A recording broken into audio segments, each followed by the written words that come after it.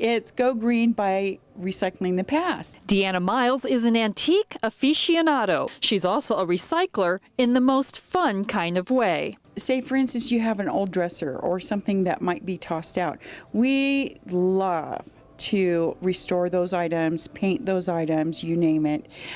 We like to make it so it's usable again. And by we, she means others on the team at Antique Asylum in Palmdale, where she works. Sharon Clinton is another expert-level antiquer and repurposer.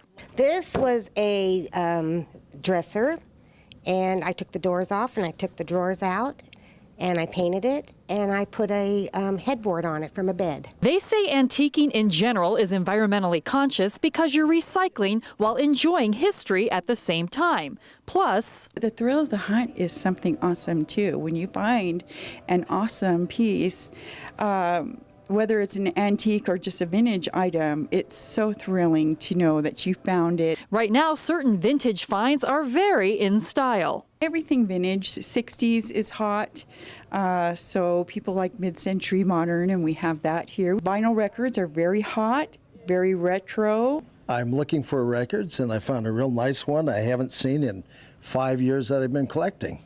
It's the best of Sam the Sham and the Pharaohs. Which makes Lawrence Mosier of Palmdale rather hip right now. Well, I've always been hip. You may have a little competition from Hollywood when you shop here. Studios have been known to come calling for props to use in films and television shows. We have prop houses that come and shop. They don't always tell us what films they're shopping for, and sometimes they're just prop houses that, you know, gather up items for certain themes that they do, like cowboys. There's also a bit of Hollywood on the shelves, like this super creepy clown used in the movie Dead Silence. One vendor even combines Hollywood and recycling with his steampunk creations, using items like film projectors and reels to make lamps and clocks. Though many of the people here have been antiquing and recycling for decades, Sharon says there's no end in sight. Because it's an addiction.